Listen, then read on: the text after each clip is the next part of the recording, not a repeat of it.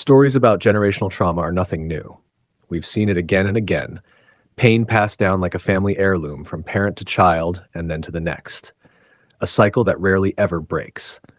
As Mrs. Potts once said, it's a tale as old as time. Think about Kronos, devouring his own children only to face their wrath later. Or Michael Corleone, dragged into the very darkness his father hoped he'd escape. These stories remind us that pain, especially inherited pain, makes for powerful storytelling. And that brings us to Guillermo del Toro's Frankenstein. We all know the story. Man creates monster. Man rejects monster. Monster gets angry. But Del Toro, who's been chasing this dream project for over 20 years, doesn't just retell Mary Shelley's story. He breathes new life into it. Sure, some characters are missing and others are brand new, but the soul of Frankenstein remains. And just like Dr. Frankenstein's own creation, Del Toro's film feels stitched together from the best parts, haunting, beautiful, and emotionally alive. Oscar Isaac steps into the role of Victor Frankenstein, and this time, he's not just the scientist, he's also the monster. But here's the twist. Victor himself was created by another monster, his father, Leopold, played by Charles Dance. It's the perfect example of generational trauma. A father's cruelty giving birth to a son who can't help but repeat the cycle.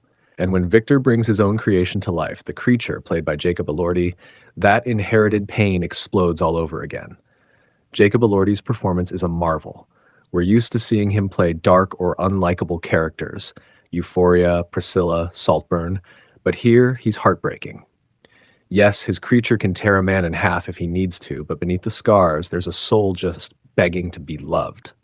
Del Toro and Elordi give us a sympathetic monster in the classic Boris Karloff tradition. You can see it in the creature's body language, the awkward twists, the tilted head, movements that remind us his body is literally a collection of others, still learning to move as one. But while we feel for the creature, Victor himself becomes harder to root for. At first, there's this fragile tenderness between them, almost like father and child. But when the creature can't evolve, can't communicate beyond a broken Victor, that tenderness curdles into frustration. And just like his father before him, Victor turns cruel. The cycle continues. It's tragic, and in some ways, he becomes the true villain of the film, though Del Toro never lets us forget why. Then we have Mia Goth as Elizabeth Harlander, ethereal, mysterious, and full of that haunting energy she's known for. In this version, she's engaged to Victor's brother William, played by Felix Kammerer, instead of Victor himself. It's a clever twist that changes the emotional stakes. We also get Christoph Waltz as Heinrich Harlander, Elizabeth's uncle and Victor's benefactor. He's great as always, but his character doesn't add much beyond padding the runtime.